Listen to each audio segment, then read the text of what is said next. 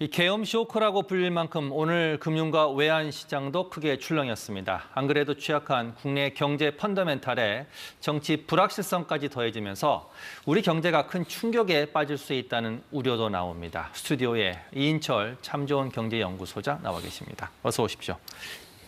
먼저 주식시장부터 살펴보겠습니다. 개장 초에 코스피가 2% 넘게 하락했다가 낙폭을 좀 줄여서 1.44%로 하락 마감했습니다. 많은 분들이 우려했을 겁니다. 폭락하는 거 아니냐. 이 정도면 좀 그래도 최악은 면한 겁니까? 그렇습니다. 이게 그 뉴욕 증시에 상장돼 있던 비상계엄 선포하면서 쿠팡 그리고 한전, 포스코 급락했거든요. 자, 그러다 보니까 오늘 증시가 과연 개장하는 게 맞나 고민을 했습니다. 어쨌든 개장하자마자 2% 넘게 하락 출발했지만 코스피는 1.4% 하락으로 이제 방어를 했는데요. 지금 외국인이 오늘도 유가증권 시장에서 4천억 원 넘게 선물과 현물을 다 팔고 있습니다. 이 얘기는 앞으로 조금 더 팔 수 있다라는 얘기인데요. 이렇게 지금 하락장 속에서도 테마주는 기승을 부리고 있습니다. 일단은 정치 테마주. 그렇습니다. 이 차기 주자로 거론되고 있는 이재명, 한동훈 테마주가 상한가를 갔고요. 오히려 현 정부가 추진하고 있는 국정과제, 시추 프로세스는 이 대한고래라든가 이 원전이라든가 굉장히 급락하는 양상을 보이고 있는데 어쨌든 단기 후폭풍이 끝났느냐? 근데 증시에서 제일 싫어하는 게 바로 불확실성입니다. 외국인 투자자들이 수급에 가장 중요한 키를 쥐고 있는데 지난 8월 이후 지금 무려 21조 원을 내다 팔고 있습니다.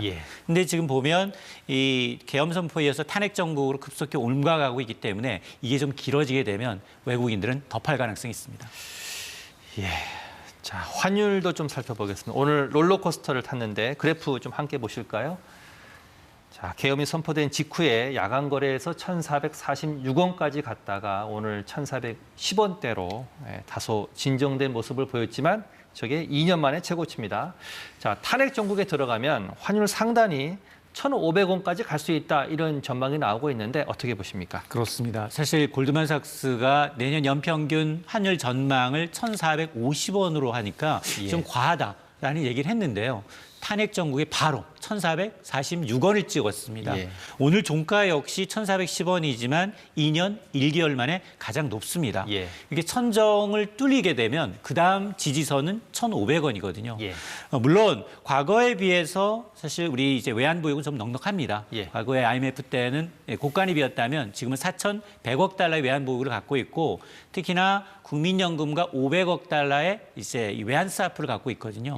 자, 그러다 보니까 과거에 비해서 외환 고가는 넉넉하지만 그러나 내년 기업들이 과연 1,400원 위에서 1,500원까지 감내할 수 있냐? 그건 불가능하거든요.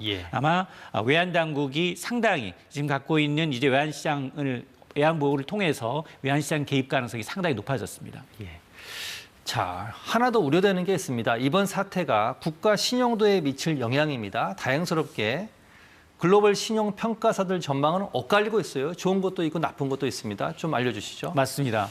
오늘 그 스탠다드 앤 푸어스의 경우에는 이번 사태가 한국 경제 신용 등급에는 별다른 이상이 영향이 없다라고 밝혔습니다. 그런데 무디스는 좀 다릅니다. 이 정치적 갈등이 장기화되면 결국 신용 등급에는 부정적이다라는 겁니다. 근데 보는 시점의 차이인데요. S&P는 봐라 비상계엄 6시간만 해제되지 않았느냐. 그리고 한국 경제의 어떤 제도적 기반이 좀 탄탄하다라는 단기적인 관점을 보고 있다면 그러나 이제 무디스의 경우에는 정치 갈등이 장기화된다면 결국 근본적인 문제까지 국가부채라든가 고령화라든가 대북 리스크 같은 잠재 불안까지 겹치게 되면 신용등급은 부정적일 수 있다는 건데요. 따라서 이 얘기는 역으로 뭐냐. 이번 계엄 사태가 탄핵 정국으로 장기화된다면 우리나라 국가신용등급도 흔들릴 수 있다는 의미입니다. 만약 신용등급이 하락하면 어떤 일이 벌어집니까? 우리나라가 신용등급이 떨어진 적은 한 번 있습니다. IMF 외환위기. 당시 기억하시죠? 그때 국가빚을 누가 갚았나요? 금팔아서 개인들이 갚았습니다. 그 정도로 만에 하나 국가신용등급이 떨어지게 되면 자본 조달 비용이 올라갑니다. 낙인이 찍히게 되거든요. 이 나라 힘들다. 이렇게 되면 기업들 역시 이제 차입 비용이 올라가기 때문에 오히려 수익성은 악화되고 투자를 줄이게 됩니다. 결국 원화 가치가 떨어진다는 얘기는 수입 물가가 올라서 개인들은 물가를 걱정해야 되는 상황이기 때문에 경제 전반에 부정적인 영향이 미칠 수 있습니다. 자, 마지막으로 질문 하나만 더 드리겠습니다. 금융당국이 시장 불안 해소에 총력을 기울이고 있는데 오늘 50조 원 정도의 유동성 공급하겠다 이렇게 밝혔습니다. 그것 때문에 주식도 낙폭이 컸다고 회복을 했는데 어떤 내용인지 좀 설명해 맞습니다. 주시죠. 오늘 금융시장 불안을 해소하기 위해서 금융당국 F4가 예. 두 차례나 회의를 했습니다. 예. 50조 원의 유동성을 공급하기로 했는데요.